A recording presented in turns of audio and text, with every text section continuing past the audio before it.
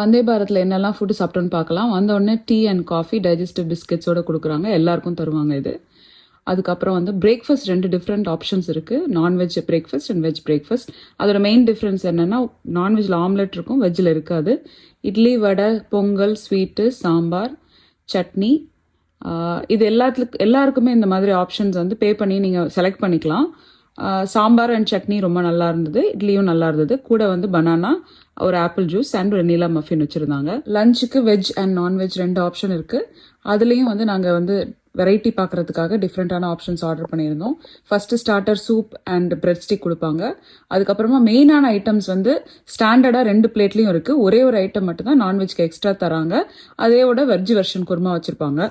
So எங்களோட பிளேட்டில் வந்து ஒரு வெஜிடபிள் குருமா, ஒரு தால், ஒரு ஜீரா ரைஸ், அதுக்கப்புறம் வந்து ஒரு சப்பாத்தி அண்ட் ஒரு ஊறுகாய், அந்த மாதிரி ஐட்டம்ஸ் இருந்தது. நான்வெஜ்ஜுக்கு வந்து ஒரு சிக்கன் கிரேவி வச்சுருக்காங்க.